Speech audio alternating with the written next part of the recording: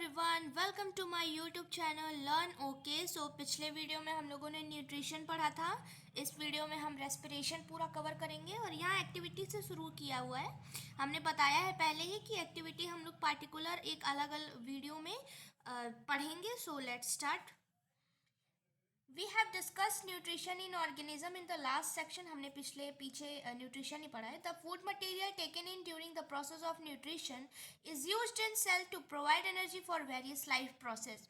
हम लोगों ने क्या पढ़ा था कि हम फूड मटेरियल खाते हैं, किस प्रोसेस से न्यूट्रिशन के प्रोसेस, न्यूट्रिशन का पूरा प्रोसेस करते हैं, फूड मटेरियल को खाते हैं और सेल्स तक एनर्जी पहुंचाते हैं बहुत सारे लाइफ प्रोसेस के फंक्शन को करने के लिए। ठीक, diverse organism do this in different ways.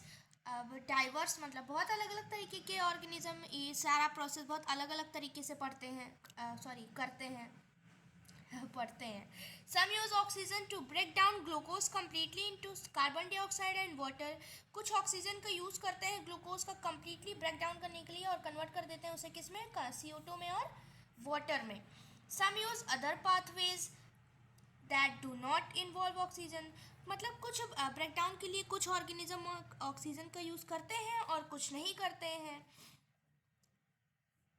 In all cases the first step is the breakdown of glucose, a 6 carbon molecule into 3 carbon molecule called pyruvate. देखो, ग्लूकोज टूटता है, ठीक है, कोई भी मतलब चाहे वो ऑक्सीजन इन्वॉल्विंग हो या ना इन्वॉल्व करे, कोई भी ऑर्गेनिज्म का सबसे पहला काम क्या रहता है कि ब्रेकडाउन ऑफ ग्लूकोज, ग्लूकोज को तोड़ना। ठीक है, किसमें, ग्लूकोज कैसा कार्बनिक 6 कार्बन मॉलिक्यूल है ना, C6H12O6। ये क्या है, 6 कार्बन मॉलिक्यूल है, इसमें 6 कार्बन प्रेजेंट है। 6 कार्बन से किस में इसे कन्वर्ट करना रहता है, 3 कार्बन में। 3 कार्बन वाले को हम क्या बोलते हैं, पायरुवेट बोलते हैं। ठीक है, this process take place in cytoplasm. ये सारा प्रोसेस कहाँ होता है, साइटोप्लाज्म। अब साइटोप्लाज्म तो आप लोगों ने पढ़ा ही होगा, साइटोप्लाज्म किसे बोलते हैं, सेल के अंदर जो मैट्रिक्स प्रेजेंट होता है, जो फ्लूइड प्रेजेंट होता है, उसी को हम साइटोप्लाज्म कहते हैं। ठीक, फर्दर द पायरुवेट में be converted into ethanol and carbon dioxide. और फिर पायरुवेट में कन्वर्ट होने के बाद देखो, ग्लूकोज से पायरुवेट बना, 6 कार्बन से 3 कार्बन मॉलिक्यूल बना। ठीक, अब 3 कार्बन से किस में बन जाएगा, ये CO2 में कन्वर्ट हो जाएगा या और एथेनॉल बना लेगा। एथेनॉल क्या होता है, C2H5OH, ये हमारा एथेनॉल होता है। पायरुवेट किस में कन्वर्ट करते हैं, एथेनॉल में और कार्बन डाइऑक्साइड में। This process take place in yeast during fermentation. अब देखो, एथेनॉल सब जगह नहीं बनता है। एथेनॉल किस में बनता है, बहुत ही कुछ ही ऑर्गेनिज्म में उन्हीं में बनता है। जैसे यीस्ट, यीस्ट क्या है हमारा, फंजाई, फंजाई में क्या बनता है हमारा, एथेनॉल बनता है और CO2 बनता है। ठीक, फर्मेंटेशन के प्रोसेस से।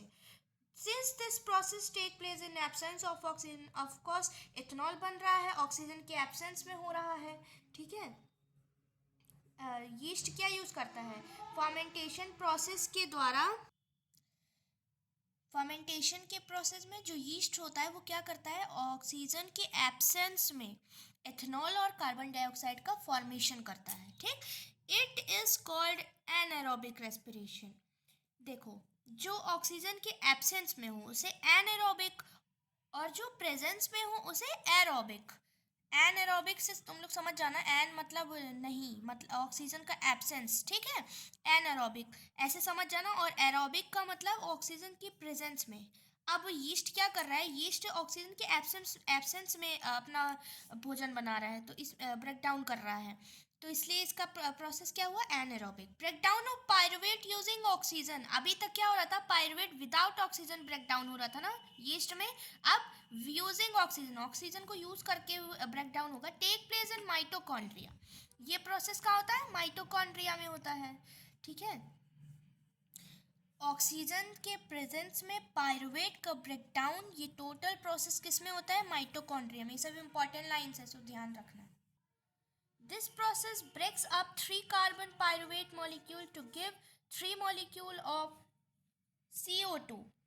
अब देखो ये पायरुवेट किस में ब्रेक डाउन होता है, ये चीज़ दोनों में कॉमन रहेगी। क्या कॉमन रहेगी कि CO2 चाहे ऑक्सीजन के प्रेजेंस हो चाहे एब्सेंस में होते हैं, वो दोनों में CO2 का बनना तय है, ठीक है। The other product is water, और वाटर बनेगा उस, वहाँ क्या बन रहा था, वहाँ पर एथेनॉल बन रहा था, वहाँ इन द सेंस एनारोबिक में। Since this process take place in presence of air और oxygen, it is called aerobic respiration. So ये प्रोसेस यहाँ पे हो रहा है ऑक्सीजन के प्रेजेंस में। अभी मैंने बताया ना कि ऑक्सीजन का एब्सेंस हो तो एनारोबिक, अब ऑक्सीजन का प्रेजेंस है तो aerobic. The release of energy in this aerobic process is a lot greater then in aerobic process.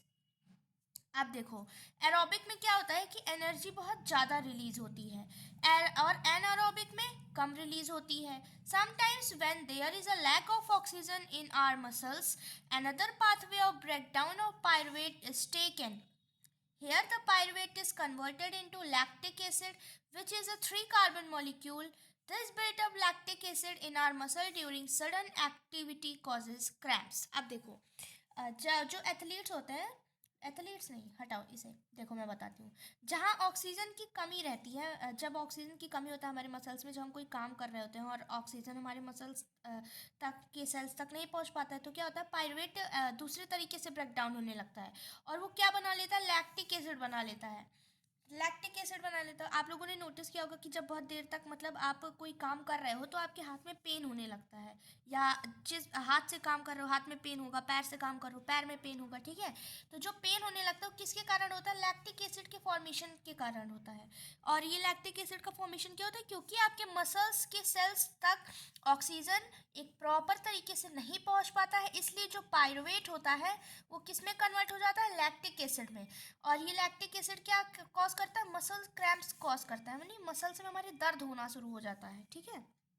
तो ये कभी कभार होता है, हमेशा नहीं होता है। देखो यहाँ पे देखो रिएक्शन ये बहुत इंपॉर्टेंट है। ये हमने पढ़ा था ना अभी, ग्लूकोज है 6 कार्बन मॉलिक्यूल है, साइटोप्लाज्म में वो क्या बना लेता है, पायरुवेट।